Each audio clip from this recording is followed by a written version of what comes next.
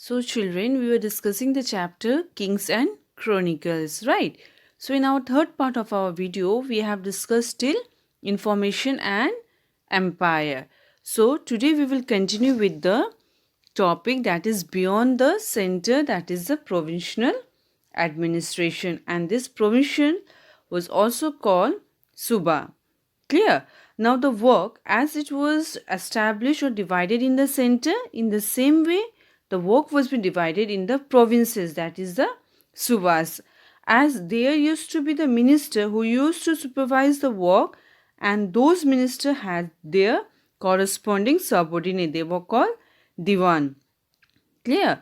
Now, the provincial administration has its head called the governor, and it was also be known as the Subedar. He used to keep all the records, all the reports of the information he used to collect, details, and even the message he used to directly report to the emperor. Clear? That is a Subedar. What was his work? Is to report all the information, message directly to the emperor. Okay. Now each Suba, that is a province, was divided into sarkars, and the local administration used to have 3 officers who had to look after all the level work of the parganas, that is a sub-district. And those 3 officers were, the first one was the Konko, who used to keep all the records of the revenue. Next was the Chaudhry, who used to be in charge of the revenue collection. And third one was the Kaji, that is the judge who used to give the decision. Clear? Now the provincial administration has its department like clerk, accounts, auditor, messenger, who works for the support of the administration smoothly so that the administration would go on.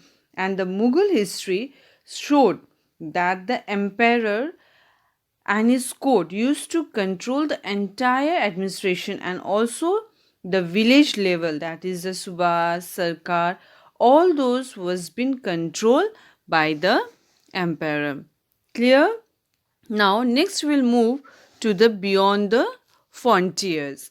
So let's see what was the history beyond the frontier. Okay.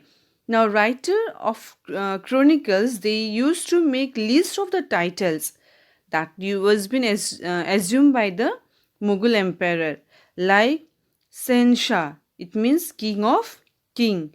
Jahangir was it meaning was world seizure, that is the one who controlled the entire world. Other the Sahaja, it means king of the world. Now the writer, they use these titles and their meaning in order to explain the Mughal emperor claiming on the territories, like the title of king of the world. Through this it clearly indicate that the king has the control over the territories. Clear? Now next is our Safavid and Kandar. Clear? Now Kandar, basically it is in Afghan. Now the people who want to come to India, what they have to do is that they have to cross the Hindu Kush mountain, as it is it has separated Afghanistan from the region of Iran and Central Asia. So Mughal, for his safety, he wanted to control Kabul and Kandar. Now Kandar was the main problem. Why? As for this, there was a fight between the Safavids and the Mughal.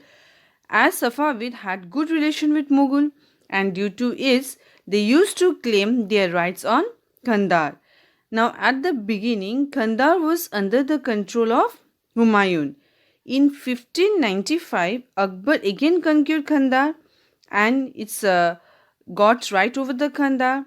Clear? Now in 1622, what happened is that Persian army besieged, that is, he covered the Kandar, and Mughal were not prepared for the war. And at last, what the Mughal they have to do is that they have to surrender the fortress and the city to the Safavid. Okay, now you could see the image out here, children. The middle portion, this is your Kandar, and the Persian army, they have totally surrounded this khanda, that is in Hindi we call it that gherabandi. At that time, Mughal was not prepared for the war. He doesn't have any option. So they had to surrender the fortress and the city to the Safavid. Clear? Now, next we will move on to the topic, that is the Ottoman, that is the pilgrimage and the trade. Okay. So, the merchant and the pilgrims, they used to go to the Ottoman territory, which is at Arab. As in Ottoman, there was an important pilgrim center. What was that? That was the Makkah and Medina was located out there. Now the Mughal emperor, they basically used to combine, that is what they used to combine? They used to combine religions and commerce by exporting the valuable goods or the product from the Red Sea port, and whatever profit they used to get through that, they basically used to distribute it among the Shrin, that is the Tirth and to the religious men of the pilgrim center. Clear? Now next is our Jesuit at the Mughal court. Now Jesuit is the society of Jews. Clear? Now Jesuit's account was the oldest of the Mughal court, and it was been recorded by European writer, and at the end of the 15th century the discovery of direct sea route to India was done by the Portuguese merchant. I hope you all know the name of the Portuguese who has done the discovery of sea route to India, and he has established its trading station in coastal cities. Now the Portuguese king was interested in the propagations of Christianity with the help of the Society of Jesus, that is Jesuits. Now Akbar, as we all know, was very curious to know about the Christianity, as he had curiosity, isn't it? Akbar has a curiosity to know about different religion, that what actually or basically used to happen in different religion. So Akbar, he invites Jesuit priests to know about the Christianity in Goa. He has invited Jesuit in Goa. Now the Jesuit, he reached Mughal court at Fatehpur Sikri in 1580 and stayed there for 2 years. Clear? Now the Jesuit had told Akbar about the Christianity, and he had debates on the ulemas also, and he got high position in the court, where in the court he sit close to the Akbar throne. Clear? Now next we will move on to the last topic, that is the questioning formal religion. Okay. Now Akbar has given high respect to the member of Jesuit, and he was impressed by them, and they used to have debate based on religions. So in Ibadat Khana at Fatehpur Sikri, Akbar, he has invited all learned Muslim, Hindus, Jains and Christian in search of religious knowledge, and they had debate on it. Now when they were having debate, Akbar asked question to get information about the religious principle from the scholar of different religion sect who has been invited out there in the Ibadat Khana.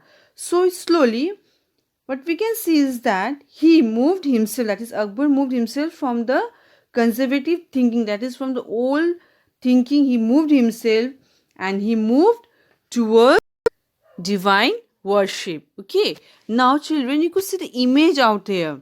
Clear? That Akbar is sitting on the throne. It is surrounded by the scholars, different religious scholars. They were having debate. Akbar is asking the question to them based on the religious principle.